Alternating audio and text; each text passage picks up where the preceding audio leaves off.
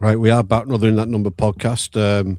Slightly different intro and background. And do need to edit that a little bit so it covers the whole screen. But 1 week won't hurt. Much better performance against Catalan. Ben, what do you reckon?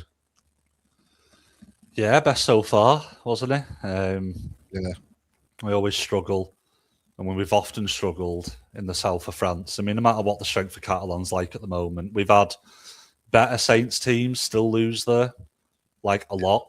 So just the fact that that's another kind of monkey off our back. Obviously, we had the win with Wellens last year, but I think getting that second in a row, that should hopefully be a bit of a that kind of mystique around the south of France is hopefully gone now for like players and fans as well, because it's not been a happy hunting ground for a long time for us. nice. No. But yeah, really good performance, I thought. Yeah, I mean, one thing I've noticed with these early games is like where, like when you see like a boxing match where the early rounds are sort of feeling out the opponent, and then the later rounds they start kicking in. Yeah. It's a bit like that, going set for set early on in the first half, and then the first half wasn't great, but I mean, defensively it was spot on. Defensively, it was spot on. Yes, we can. There was a few line breaks, but scrambling defense is part of your defense. Yeah. And at the end of the day, we didn't concede in that first half. For all the half breaks and breaks, they didn't get over the line, which is all that matters. But it's just what it's going to be for a while now. A lot of injuries to key players, a completely new way of playing, which we've talked about.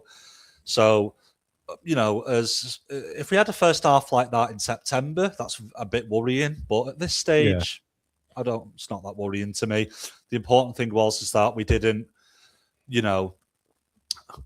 throw the game plan out the window. They didn't panic. They stuck to what they were doing, and they wore out Catalan, and the fitness looked a lot better, which is what I was a little concerned about early on with the quicker ruck. But it looked a lot better. Fitness and adapting to that quicker ruck looked a lot better in that second half as well. I thought the game was quite well refed as well. I mean, there was bits missed for both sides, but there was nothing really to report from it, was there? No, it was good, well ref game. Ruck speed consistent for the most part, which which is all you want really. You're not going to see everything. That's going to be the key aspect of the game, is the speed of it. So that is the most important thing. That ruck speed, it needs to be ref consistently, and I think it was, to be fair. Yeah. We did struggle at times with it again. Like I said, some of those early half breaks and breaks in the first half wouldn't have happened last year. But at the same time, I don't think a lot of our tries would have happened last year as well. So we're starting to see our attack adapting to it. And at the end of the day, it was an up and down performance against, a team that has started really poorly.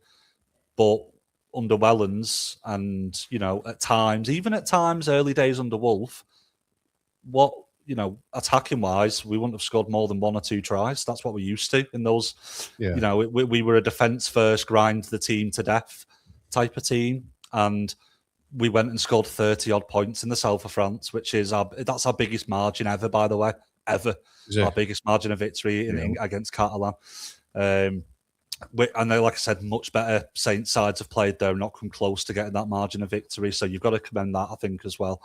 There were some really lovely tries in the second half. The last one that was through hands, so maybe the second to last try. Lovely reverse move. Yeah, it was the reverse move we did, and we switched it from left to right, and I think I think it might be scores in the corner. That's another glimpse of what Rowley's trying to do with the attack, and it's the type of try we'd have never scored in the last couple of years. So you've got to take positives as well. That. With that try, they just weren't trying to compete for the ball in defence either.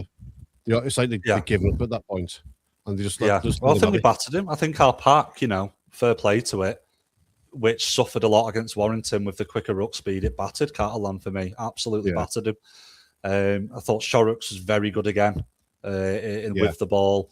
Hastings for me was sublime. I thought controlled the control in halfback, which you've missed since the days of like Dodd before injury. God, we have missed a halfback like that. Even the little things he was doing, the way he directed the team around, you could see he was vocal the entire game. He passed the ball well, he moved it well, he kicked so well. I mean, that kicking game, that was like, I've not seen a Saints side have a kicking game like that for about 4 years. So that was just really lovely to see as well, with the ball in hand and from the tee. Superb kicking. And that's the type of performance we need to see more of from him, because I thought he was absolutely excellent in that game. He was my man of the match easily, Hastings. Yeah. We didn't rely on the kicking game either, because if we got within 15 meters, we tried to run it at the line and bust it. It did work on a few occasions. And what was good as well is that we still did it a little bit. The one thing I really don't like, I didn't like it under Wellens. I think we did it under Wolf a bit as well. I didn't like it then. This running on fifth tackle, most of fifth tackles, I really don't like. And I understand the argument of it. You don't give away a 20-meter 7-tackle set. You keep them pinned in the corner, but you also give up a chance of scoring a try. We saw the Hull KR Brisbane game. If they had ran on fifth tackle every time, Brisbane would have won the game. Yeah. They did off-the-cuff kicks on fourth, which won them the game. Kicking is so hard to defend if you do it well near a line. And a lot of the time, if you're doing it well, the worst-case scenario is you force a dropout. So it was nice that, we still ran it a little bit on fifth, but we mixed it up a little bit. I think you need to mix it up. And we've got Kyle Felt there, who is one of the best wingers in the world at attacking a high ball. And look what happened when we actually put a good high ball up to him. He, beat 3 men in the air, went 10 meters and scored a try. So it was really good to see us mixing up that fifth tackle, because I think we do need to kick a little bit more as well and make use of Felt in the corner. And we even forced a couple of dropouts too. Really good. So that was a nice evolution as well. I don't mind sometimes running it if it's the right time of the game where you just want to keep him penned in. But when you know they're on the ropes, go for the jugular and try and score a try. So that was really nice to see as well. I love that part of the game. Yeah, I mean, I think the way the game was going, and they were tiring, and I think it was probably the right time to do it then, because the defense was tiring. They're going to bundle themselves over, which they did, and I think Clark got one from dummy half as well, and Jacob Boss getting his first. Host as well.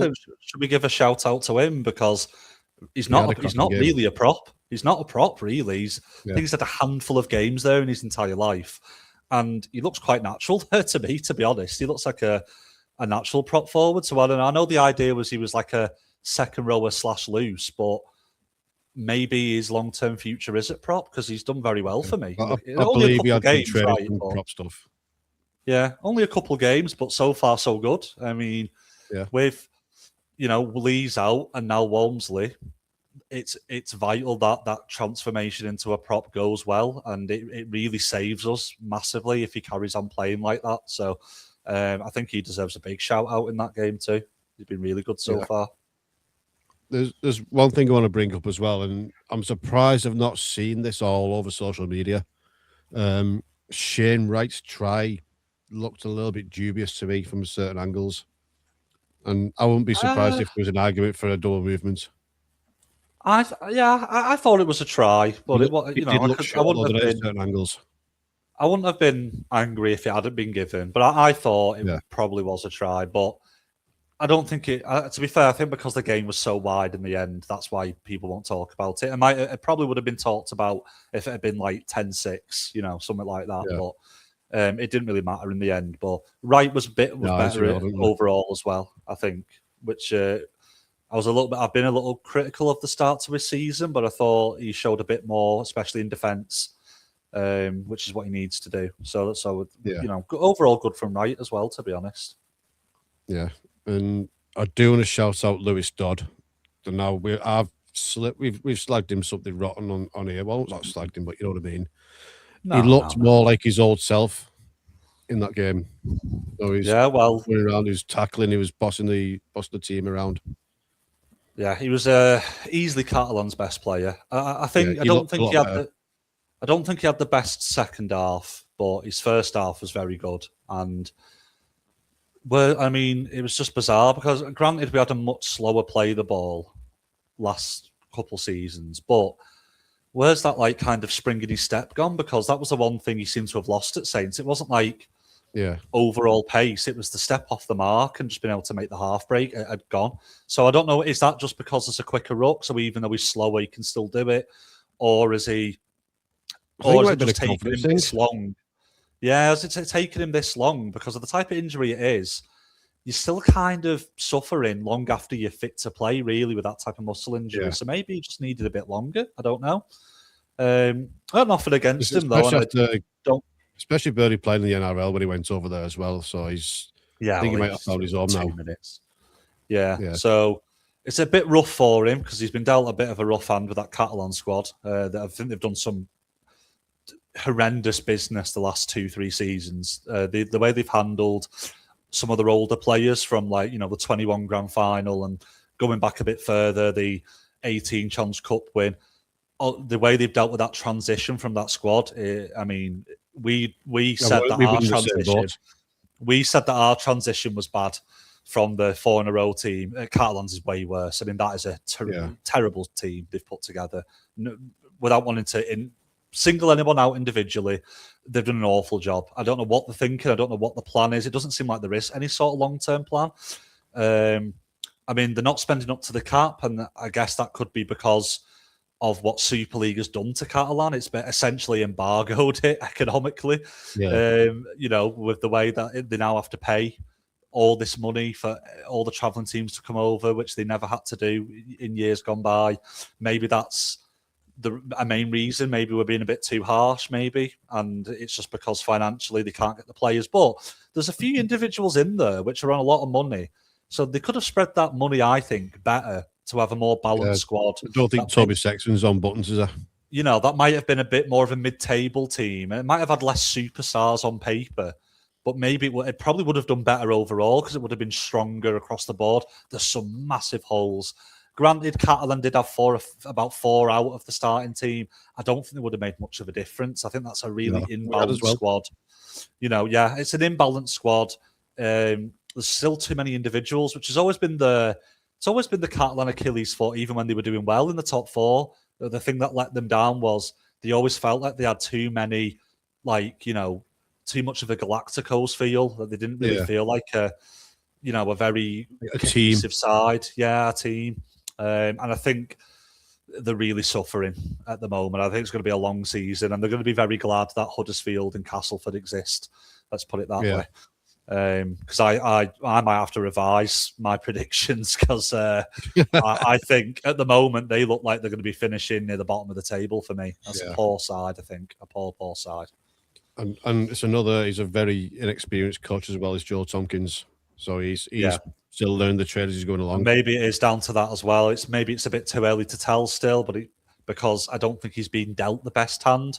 But maybe it is. Maybe it's the fact he's not up to it as a coach as well. It all remains to be seen. They're going to really need to rely on Dodd and Sexton forming a very good partnership because they're probably going to be their 2 best players. And if you've got 2 good halves that work well together, you can paper some cracks over, but it's going to be tough for them, I think. Yeah, I agree with you. We'll part that one up now. Bradford this week. Kurt Haggerty coming home. It'd be nice for him to come and coach there, I imagine. Matt Percival's named in the 21-man squad, which I didn't see coming anytime soon, but I'm hoping that's putting to bed all the chit-chat and the rumours and everything else. Regardless what's happening, I don't think there's been no fallout with the coach, it seems, and if he's agreed a deal to go somewhere next year, I'm sure he'll put all his effort into this year, just like Dodd did, just like several other players have done when we've known they're going. I think we just need a completion to it. If he's going to sign for someone else, they need to announce it quick. If he's going to sign an extension, they need to announce it quick, and then we can just focus on Percival on the pitch, whether it's his last year or not. But I heard he was close last week, so I'm not too surprised. I'm still not sure if he'll play because Rowley so far has put a few players in his squads that are not in the match day team when it comes to it. So it might be a bit of a red herring I don't know, to kind of maybe. It does like to play his cards close to his chest, doesn't it? I mean, I think he likes to put a lot of. What's the game plan here? I'm not telling you. Yeah, I think it's a bit fool the opposition a bit maybe, and also. Yeah, and I like that. keep a 50-50 on the cards in case they are Yeah. fit come Saturday. Give them a chance. Like McDonald, I didn't expect to see him in the squad after a knock he got, but so we'll see what happens. For me, the one player that just really needs to drop out. I don't. I'm gonna do it with the disclaimer that I'm not having like a big go at him like individually, but I think Whitley needs to drop out at the moment, and I think Wingfield, if he's fit, he's not back in. Yeah, I don't know what it is with him. He's just not the player he was at Catalans, is he? I mean, I don't know if it's a coaching thing or what. Yeah, again, it's only a few games, but we've got a big squad, so I think regardless of if it's just a few games, if Wingfield's fit to go, I think he deserves his shot to try and take that place. And if he's no good, you put Whitley back in, that's fine. But I think his performances haven't been great in any game, even the wins for me. Defensively as well, which is always his strongest suit. The whole idea of Whitley is that he might not be the strongest and the quickest going forward, but he's got a rock solid defence. But that's kind of gone at the moment. He's been very leaky for me in defence. And again, Wingfield isn't confirmed to be 100% fit, so it might just be a fitness thing. But if he is, I want to give him a go for me over Whitley, and that'd be the big change I would make. I think a couple of them will be. I mean, see what's going on after the captain's run. Yeah, and then see where everyone is then. We'll see. Yeah. First meeting with Bradford since the 11th of July 2014. With a 5-6-22 winning effort. Yeah. At one point, it was like the big Super League rivalry, wasn't it? Aside from your local rivalries, which obviously trump everything, the big competitive rivalry of like the late 90s to the mid 2000s was Saints and Bradford. So it feels a bit strange that finals. You know, a lot of them, and we won all of them, by the way. Just want to point that out. But it feels strange, because I remember even the last what was the last one I went to? 2013 at Odsal, and even then it felt like, even though the decline of Bradford was well set by that point, it still felt like like not a massive game, but it still felt like more than a regular game. So I'd be interested to see what the atmosphere's like. They've started well. They've got a big boost with the back into Super League. A lot of fans seem to have come back to Bradford. I hope they bring a good amount, and we can, who knows, maybe we can rekindle a bit of that rivalry again, because it's always good for attendances and good for the sport if you can create those big games that are not local rivals. Yeah, and it'd be good to have them back as well, because like you say, it's a lot of history between the two clubs. Like I say, a lot of finals. I've been to plenty of them myself. It's actually my first proper memory. I remember watching games. I remember being at games, but I don't remember much of what went on. It's all like a bit of a blur until '96 at Wembley. That's where things like stand out for me. Like when obviously Bobby's bombs, Steve Prescott doing his thing, and the hat-trick from Robbie Paul and the comeback and everything. It's like the first proper real good memory of rugby league. So were you at that game at Wembley? I was at that one, and I was on the year after as well. Bloody jealous. Showing me age now. Showing me age. Yeah, well, I'm not taking the mick because I'm jealous. Cause I was never way too young to go to any of them, and I wish I looking at the videos. The old was it? Oh, it was old Wembley as well, wasn't it? Old Wembley, yeah. Which I never got to go to. So, yeah, very jealous about that, because the atmosphere, like all that the flags they used to take back then as well, which it doesn't seem to be a thing anymore. Which I miss. I love that. You see all the banners and flags in the Saints end. Yeah, they try it at Old Trafford, don't they? In the lower tiers. Yeah, they do a bit. I think it's also because of all these bloody stupid rules they have these days, where you can't take anything in but a bloody sip of water. It's a bit silly, but it just looks incredible. If you watch any of those old finals, the big homemade banners with like big bed sheet with pen written on it. I love that. It just looks like it looked like a Saints crowd down south. If you know what I mean. It almost looked like a home end. It was like the only place you really see it now, and I hate to give them credit because it's Liverpool, but the cop end before kickoff, and there's just flags and scarves and banners everywhere. Yeah, you see it a lot in football, to be fair. You see it a lot more. Yeah. Like they're doing it at the Old Dickinson now as well. Yeah, and I know like there's other teams, I know like Palace and do quite a bit of that and stuff, and Yeah. Celtic do. You know, I think we miss kind of stuff like that in rugby league a bit. I know Well, occasionally we Wigan have have the that odd the flag. massive flag that they put up on the stand, don't they? They let the crowd pass it back and spread it Yeah, out. Although we need to be doing that. but it'd be good if that could be organised a bit somehow. I know people have tried a bit before, but I think there needs to be a bit more of a collective effort and not kind of. Yeah. Um, Sure, I wouldn't mind even if we crowdfund it for a flag for the West Stand. yeah. I mean, if we all chip a fiver, I'm sure you can be able to get one, like a really good one.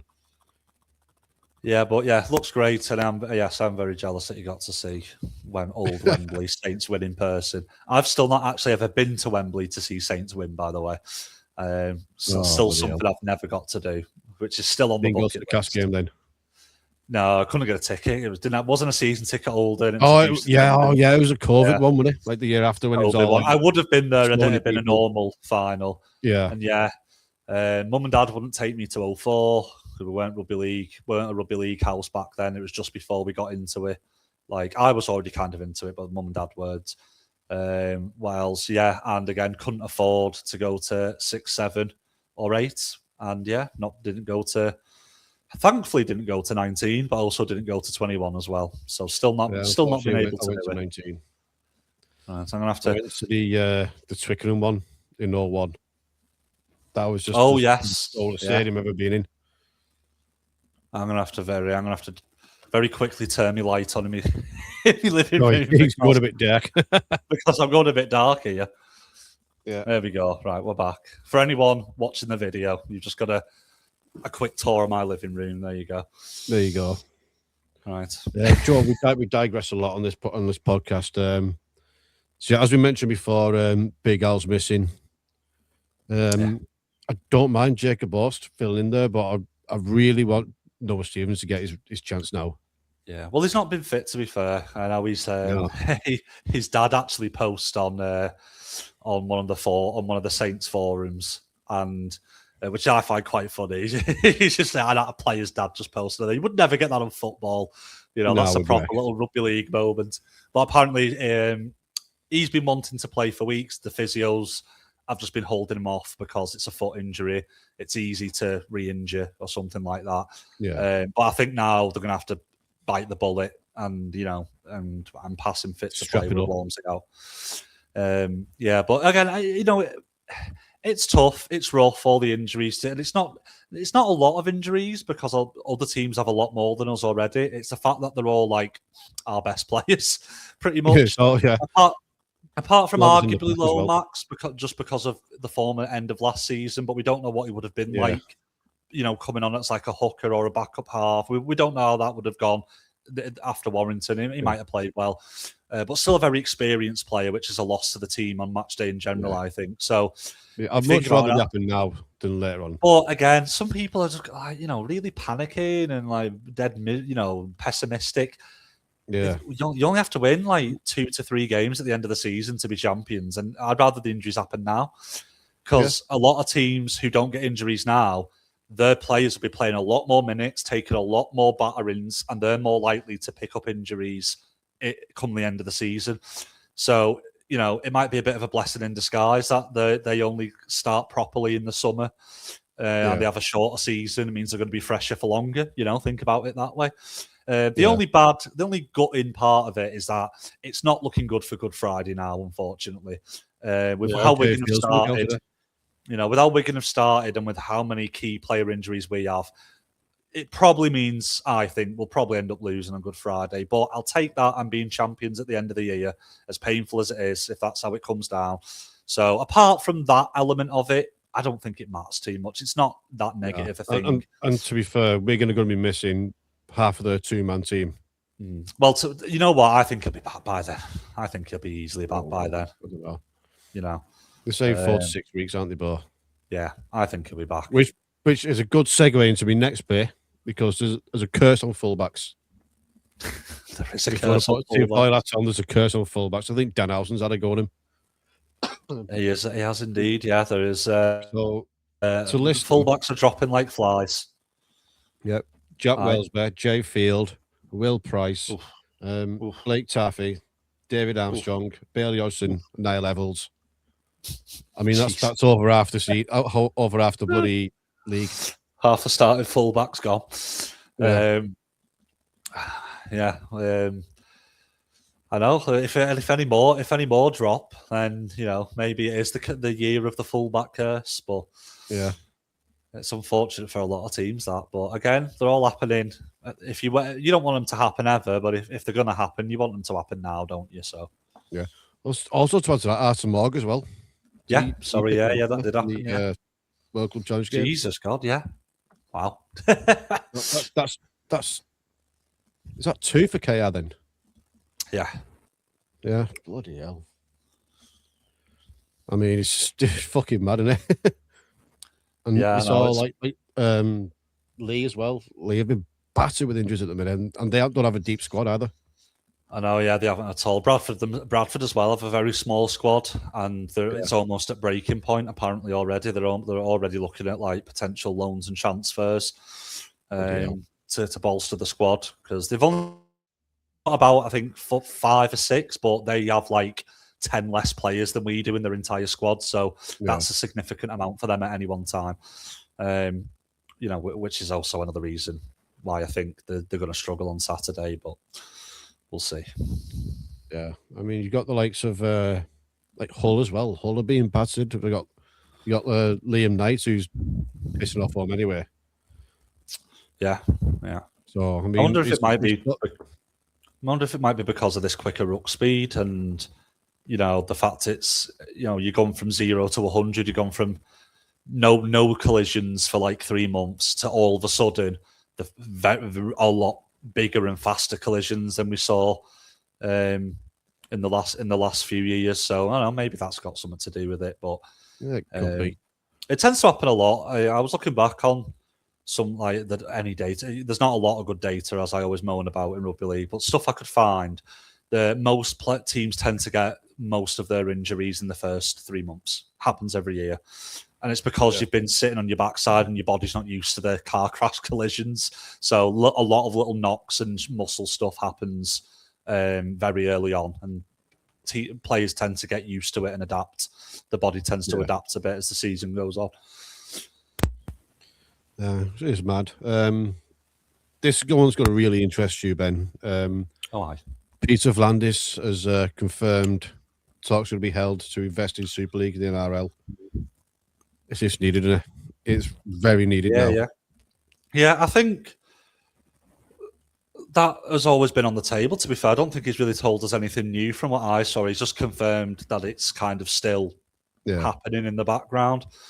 It was all rumour at first, and now he's actually confirmed. But I do know that, obviously, Eamon McManus and I believe Chris Rudlinski, like last year, did say they would welcome it under the right conditions, those talks. So it's interesting that Peter makes a little comment where he says the top guys are all willing to chat to us, but some of the other teams aren't, which is something I've moaned about throughout the years before the podcast to mates, is that there is a culture of the bottom trying to drag the top down because it hurt. They don't want to basically create a big gap, which I understand to an extent. But there is a massive lack of ambition amongst the smaller team chairmans, the championship chairmans. It's all they just want to be kings of their own little empire in the M62 corridor. And it's interesting that Peter says that, because that kind of backs up I think the problem we've had in Rugby League and Super League throughout its entire history is that there's a lot of ambitious chairmen at the top, and the ones that know they were not going to be able to compete, instead of just accepting that for the good of the sport, they might have to be small time players. They're trying to drag the top down with them and trying to stop that sport from reaching its potential. So I hope that they could see some reason here and look at the bigger picture. I can see Clint Goodchild going for it. Yeah, and thankfully a team like Wakefield have now got a big, ambitious chairman, and it might be that we create bigger gaps, but unfortunately, that's up to catch up though, isn't it? it's up to them to catch up. It's just the reality of competitive sport, unfortunately. You know, we live in a capitalist economy with a competitive league. That happens all around the world, everywhere. It's just natural, unfortunately. And the result of trying to drag the top down and keeping yourselves insular in a little tiny pocket is clubs die long term. The sport has less money in it, and the sport might end up dying itself. That's just the sad reality. I'm not saying it's going to be nice if like these smaller teams that gap gets even bigger. I'm sure it's not going to be nice at all, but long term, your club might be financially better off because the league might be financially better off. Yeah. You've got to look beyond the first 1 or 2 years, and you've got to look 10, 20 years into the future. And we need this. They'll push for bigger money on TV rights as well. Yeah, which will come down to those smaller teams. Exactly. So we're in a position where we advertising, marketing. The famous quote, "Beggars can't be choosers." We are the beggars, unfortunately. Yeah. We can't be going on. You know what? Take your hundreds of thousands away and take your potential commercial and marketing opportunities back to Australia. I mean, if we were like the NRL was, then we could be a bit more picky. We can't. I think people don't understand. Halifax, Salford, Featherstone, these aren't tiny clubs in the scheme of things. Look at the trouble they're in. Catalan not spending up to the cap. Teams like Castleford, you know, struggling financially the last few years. We need this, unfortunately. Yeah. It is a case of beggars can't be choosers. We need the money. Simple as that. Yeah, I mean, it's all well and good us saying, "Oh yeah, we're all right. We're always at the top end," but if you haven't got the rest of it, there's no league. Yeah, I don't want this to be like netball. You know, look at British netball. You know, on Sky Sports, but it's some tiny part-time, semi-pro league. That's the way we're going in 20 years. That's the way the Super League goes. If something doesn't change and it doesn't start changing quickly, so. I mean, welcome it. Look how they've grown it over there. I mean, the sponsors like McDonald's and KFC, massive brands. Yeah. And you know, we've got Betfred. And I've always said, you know, well, we might become like a feeder league to the NRL. We already are. Yeah. If they see someone there, like, they're going to come for it. Like, we already are. We already are in a position where most of our best players in the last 15 years have had a stint in the NRL because we can't compete with them financially. Even just because that's not an official partnership doesn't mean it's not the same thing in practice. So I don't really understand that objection because it happens anyway. It's already happening that we're essentially a feeder league to the NRL. This actually, in a weird way, in the long term, if more money comes in and more eyes are on the sport, could actually stop that happening. I think it's the opposite. I think that could keep a lot more players here if they've got more money in the pocket at the end of the day, because that's a lot of the time what it comes down to. Yeah. There are some players that do want the challenge of the NRL, but at the end, when you look at a lot of players that have gone, they know it's a short career and they're getting paid millions upon millions rather than hundreds or tens of thousands. It's life-changing for them. So, you know, we need a stronger financial position to potentially stop that happening, I think. Yeah, it's hard to disagree with that. I mean, like you said, there is a gap, and the gap might open up even more, but in the day, if there's more money coming into the game, there's more money going to those clubs. And the players that I think could keep him there. I don't believe. Again, this is just an opinion because there's no hard data on this. We haven't tallied it up, but I think if you asked privately every single top player that's ever gone from like Super League era onwards, I think they'd tell you money was the main reason, not the challenge of the better league. I think most of it is money. Most of the time. Not everyone. Some people, you know, Graham, for example, was offered a ridiculous amount to stay at Saints. He wanted the challenge of the NRL.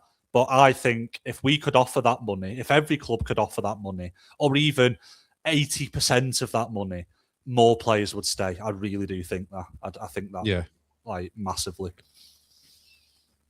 Do you know what? I've read something before. The money that Whitehaven made this weekend wasn't enough to even pay the players' insurance.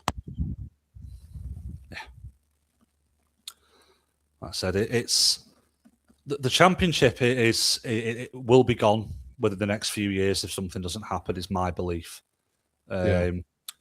This was the last throw of the dice, merging the two leagues, and to try to make pool, to try to get more games and more attendances, more money through the door. But I don't think it is going to be enough. And the only hope for me, the only hope for a lot of championship clubs is hope you've got a very rich owner willing to write stuff off, which is not sustainable.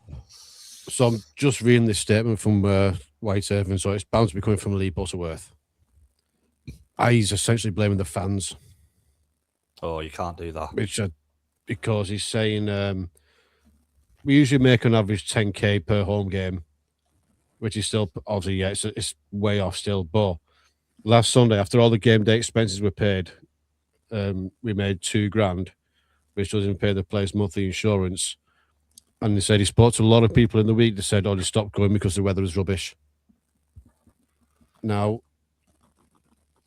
that sounds a bit. That doesn't sit right with me. Attacking fans doesn't sit right with me, because whether you like it or not, most fans are casual fans at any club. Yeah, most fans are casual fans. We like Saints. If we went bankrupt and got entered into the championship, we'd probably average around 5,000 or 6,000. That's the core support at best. At the end of the day, whether you like it or not, and I agree, things like that are ridiculous. And from my point of view, it's a shame they don't back them more in that town. But that's the reality of life. That's life, unfortunately, for Whitehaven. Is that it's your job to convince them to come. It's not your job to tell them they're wrong for not coming, because what are people going to do? They're going to go, well, screw you then. I'm definitely not coming now. Like, attacking and being negative isn't going to make people go, all right, okay then. Yeah, you've called me out for rubbish reasons for not coming. Sorry, I'll come. Fantasy world. Yeah. You need to give them a reason to come. If they said, like, listen, we spoke to people and they said it's the weather, right? And we understand that. It's not great, but please try and get yourselves down. We need the fans. You need to do more. The way he's worded this is just a disgrace to me. Yeah, you don't ever do that again. Privately, we all think things like that. And I know, like, privately, I'm sure every owner is like, God's, if we had the attendance of every big game we had, we'd be fine. God, bloody hell, I wish they turned up more. I'm sure they do think that in private. You can't do it publicly. Yeah. Can't attack fans publicly. It's like a leader blaming the voters, in an election. You might be right. They might have a lot of rubbish reasons for not voting for you, but unfortunately, attacking them never wins that vote. Yeah. But that's up to them to sort the shit out. Yeah, you've got to put forward the argument and the case that they are wrong, not in words, but in action. You've got to have a better match day experience. You've got to be as competitive as possible. Your ground's got to be as nice as it can be. And you've got to put as much money as you healthily can in. And that's just the be-all and end-all. And if you don't like it, you probably shouldn't be in rugby league. And that's fine, because it's not... I wouldn't... If I won the Euro Millions tomorrow, the last thing I would ever do is invest in a rugby league team. Yeah. And the worst part about it is... But he's out there posting videos saying, "Oh, I've done this for the club, I've done that for the club." As soon as it's gone the other way around, it's not on him anymore; it's on the fans. Yeah, and that's it. You can't. You know what? He could be right, but you can never say that publicly. No, that's just it's tough. It's tough titties at the end of the day, as Vossi would say. Listen, we understand the weather isn't great in Cumbria. But the club needs the fans. Frame it as a positive. Do something that makes them turn up. Get a better match day experience. However you do it. Do more deals that you can afford to do. However you can do it. I know it's not easy. I know there's not a lot of options, but that's down to you as a club to get them through the door. I mean, he bought a screen with no cables. It's just that impacts a penny. We bought a screen with no speakers. Like I said, it's typical, unfortunately, of a lot of championship chairman mindsets. They're very toxic, a lot of them. Not all of them at all, but there's so many toxic leaders in those clubs, and they are just self-sabotaging themselves constantly, weekly, monthly, yearly. And at the end of the day, I'm out of sympathy for them. I think if you'd have asked me this 10 years ago, I might have been a more favourable. But with how many times they shoot themselves in the foot with their own PR, I am out of sympathy for clubs like this. Not for the fans and the players. I back them 100%. But for these chairmen, you know what? I just shrugged. I'm just going to shrug my shoulders at you at the end of the day, because if you're going to have that attitude, you're onto a loser. As you know, you're never going to win. And as you know, I make no secret of having a massive soft spot for Whitehaven. You know, it's just a big part of me, but it's to see some of them coming out with that, knowing that they need the fans. It's almost like pushing them away. Yeah, it does. It's all it does. It's almost it doesn't, like they went, "Oh, fuck you," then. You know what I mean? It doesn't push anyone. That statement is not going to make any fan go, "Oh, okay, then." It's going to make them get defensive because they're being attacked and go, "Screw you! I'm not coming to any game." Then, if anything, it'll make fans go less doing things. I mean, look at us last season. You know what I mean?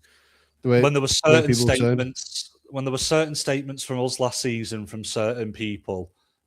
In the middle of the season, I don't know if you remember, but that was when it thankfully didn't go overboard, but it was like the atmosphere in that stadium got very tense for a little bit in the middle of that season. It got very tense, and it almost spilled over into a us versus them war, and it just completely that is going to create. And that's all it will create, and there's no coming back from that.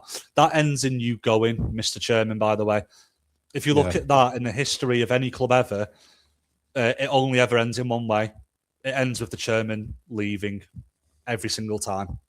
Yeah. Because you're never going to win fans back when you completely create a divide like that.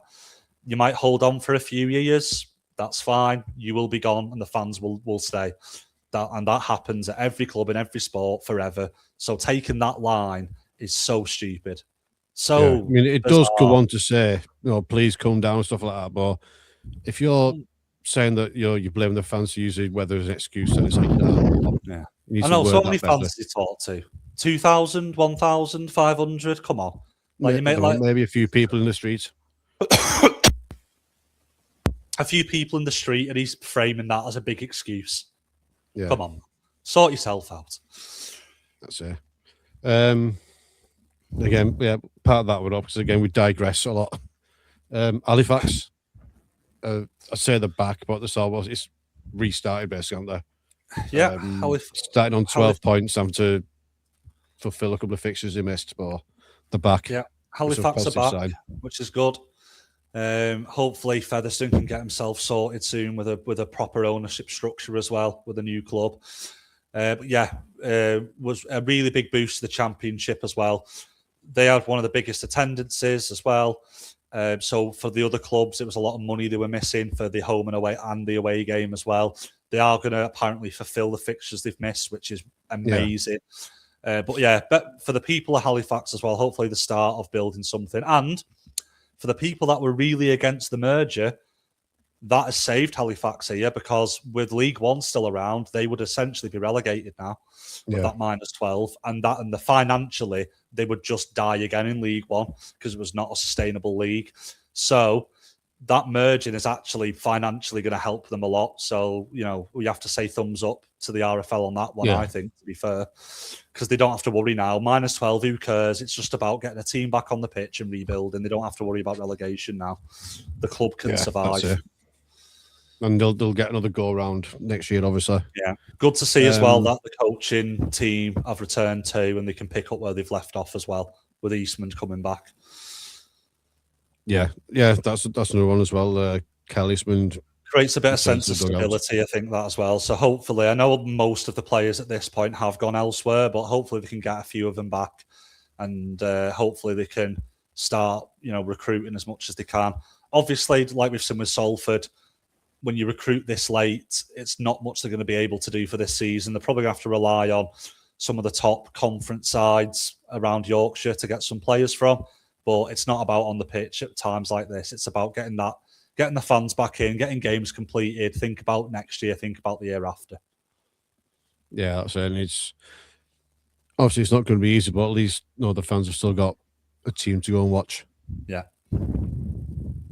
And I think there's great potential in Halifax that's not been realised in a long time. Like, not to be some 15,000 attendance top Super League club, but I do think they have. I think they have the potential with the right owners and the right business plan and the right team on the pitch. I think that there's enough there to be like a mid-table, lower league, Super League side. And I think that's, hopefully where they end up in the future. Because I think there's a lot of missed potential in Halifax, a lot of it. Yeah, and it's a club that's just, they obviously once upon a time were very successful as well. Mm-hmm. There's a sleeping giant there for me, definitely. Oh, yeah. Just trying to find some more news, but it doesn't seem to be going very well. Predictions. That's right. What we've got next. I need to actually double check. So I'll have to get my app up. Hold on. Yeah, I'll get the app up, and I'm gonna get Tom. She sent them over to me the other day. All right, predictions. Right. I have something I want to talk about actually with this, because I noticed something. If I just log in a second, it was one of the games, right? I don't understand this. So, obviously, if anyone doesn't know, for a lot of people listening, in the Our League app, so I know a lot of people do the Superbury ones as well. We'll talk about the Our League app here. In the Our League app, the team that is the favourite gets you less points if you pick them to win, because they're more likely to win. So, for example, if I pick one here, KR to beat Huddersfield is 3 points, but if you picked Huddersfield and they won, it's 7. Whereas, more even games. So Toulouse and Hull FC, it's 5 either way, no matter who wins. You get 6 points if you pick us. You get 4 for Bradford. This is what I want to talk about. Why on earth is our game so even? We've won the last 3. We've got a better team. You just go off form, like current form. We've got a better team on paper. Yes, we've got injuries, but they've got a lot of injuries as well. We're playing at home.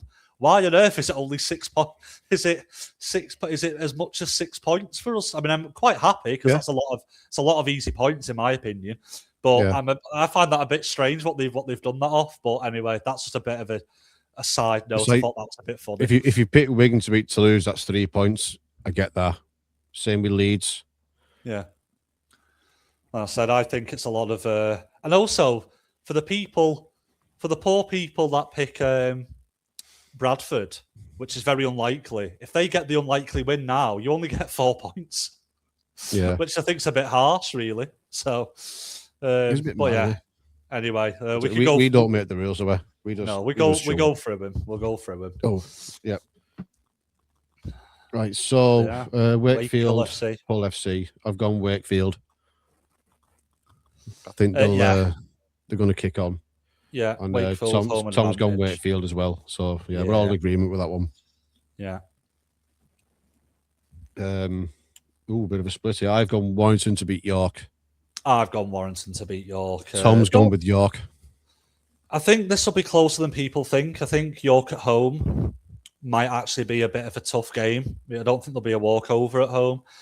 And again, Warrington, yes, they've started quite well, but we've seen this a lot. It's the same, very similar squad to last year, which randomly went off the boil.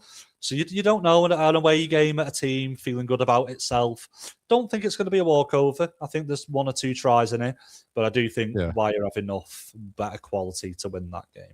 Yeah, well, Tom's picked York on that one, so there's a bit of a difference. Yeah, so could be a big win for Tom. Who knows? Yeah. Right, I have gone Catalans to beat Lee. I've gone Lee. Catalans now look a mess at the moment. Yeah, but there was spells in that game where they were on top, and Lee battered with injuries. True, but Catalan have quite a few themselves. Catalan have quite a few themselves. I don't know. I think it'll be close again. Those games, but I'm going to go home advantage. I think that's my reasoning. No, fair enough. Obviously, I'm picking Saints to beat Bradford. So is Tom. Yeah, I think Saints to beat Bradford. I think it'll be close first half. We'll run away in the second. Is my prediction for that. I've gone Wigan to beat Toulouse. Yeah, Wigan to beat Toulouse, but again, I think this will be hard. But it's the first proper test for Toulouse as well. First proper test, but we have seen teams, again, struggle in France before. You go into another country. We've seen Wigan lose and Saints lose at Toulouse in the past when they were a much worse side. So with them being a much better side and being at home, I think it's going to be really. I actually think this is close for maybe 60 odd minutes, and maybe Wigan pull away at the end. But I do think Wigan will win by maybe 2 or 3 scores. Yeah, we're all in agreement with that. Me and Tom have both gone Leeds to beat Castleford, and I think that's going to be convincing. Yeah, I think Leeds will hammer Cass, and then that'll be the biggest score, biggest margin of the round. I think the next game will be. I don't think it will. No, I don't think it will be. Not without Kayara playing. I mean, they're going to be hurt. They're going to have a chip on the shoulder, I think, and a point to prove. Yeah, true. And I do think they'll win, and I think they'll bounce back. But I don't think it'll be a massive hammering. I think that turnaround after a game like that Leeds game, still off the back of the emotion of the World Cup challenge, travelling to Vegas and back, some injuries. I think they just about beat Huddersfield, but they start to turn it around in the next couple of weeks afterwards. Yeah, and all the grief we got about the travelling back from Australia now, another side's starting to realise what the crack is. Yeah, it's not easy. Yeah, so all in agreement on that one. I'm just having a nosy now, see if anything else is popping up, but I'm not seeing anything. Nothing of note anyway. Nothing really big from the disciplinary, really, either, to be honest. No. Apart from Joe Kate, who got put up there 3 times this week. Yeah. He did. He was a naughty boy this week, definitely. Oh, God. Tell you what, this has just come in. Well, came in an hour ago. We're speaking about Hull FC's injuries. Jed Cartwright confirmed to be out for 4 to 5 months. Oh, wow. Yeah, so that's another big one for them. Oh, dear, oh, dear, oh, dear. Oh, okay, there's something. They've added the John Lennon, Liverpool John Lennon Airport logo to the away sleeve. All right. That's when you know that's a small news day, isn't it? Why didn't Lewis Murphy have his name and number on the back of his shirt, by the way? Does anyone know that? I have no idea. Also, why did we put the team out? What was it? We put the team. Was it this week or that? Yeah, this week we put the team out with the wrong positions on the team sheet. Yeah, it was the 18 man, wasn't it? Yeah, McDonald at fullback. Unless that was the plan, and then they've just switched it. Changed at the last minute. Yeah. Forget Unless all this. Just Rowley playing games. Yeah, this winds me up. This with bloody team sheets and all that. And the weird way where they do it in grids, and the way like some football teams do it, where it's just not in position order. Put it in position order, 1 to 13. That's all we want. Yeah. Nothing stupid. Right, there we go. That was my only rant of the week. Didn't have a rant this week, so there you go. Oh yeah, it's been actually quite laid back. This one, people are going to be disappointed. Well, I'm sure something will happen soon. Rugby league doesn't tend to take long before doing something bloody stupid. So I know. It's a weird and wonderful sport. Yeah, I will say as well. I don't want to give I do want to say I had a nice chat, and I do apologise as well because I did forget the fella's name because I was already half cut at the time. But someone came up to me in the Saints bar before the game. That was before the league game, and I forgot to give him a shout out last time. So I'll give him a shout out, and it was a lovely to have a chat with you. And I will be in there at a decent time as well on Saturday. So if anyone does recognise us and want to have a chat, as long as you're not coming to have a go at me, nah, that's fine. I can take whatever. Yeah, feel free to come over. So because it was nice to. I know you've had it a few times. No one's ever approached me before, so that was a nice little. Have a nice little conversation to have. So yeah, when you see whoever that was, make yourself known to us. Yeah, and if you see the big ugly hairy fella in the corner sinking Lost Lager, that'll be me. Come have a chat with us. Yeah, on Saturday. I'm going to try and get over this week as well, actually, to the new bar and have a look at it. Oh yeah, and I will be steaming at that point because I'm starting drinking with some mates at 12 in Liverpool. So by the bloody hell! So by the time kickoff comes, I'll be cartwheeling into the stadium. So you'll be rolling to the stadium more like. Oh, will I? You might have to carry me in. You must be joking. Those days are behind me now. I don't carry things anymore. Yeah, I think that'll pretty much does it, doesn't it? That'll do, us, I. Yeah. So we'll be there Saturday, and we're back next week with whatever madness is going on. And if you want to make a pool on the next player to get injured at Saints, feel free to let us know.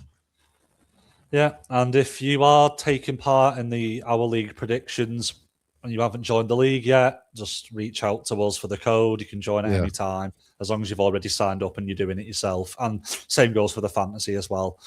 Already got good numbers in both, which is nice. So I think maybe after another week or two, we can do another little update for people once we've had a good amount of games. Yeah. So yeah, that's it from me. Yep. So that's it from me as well. So thanks for listening, watching, liking, sharing, and just keep it going. It's really, really well appreciated by the both of us, and we'll be back next week. See you then.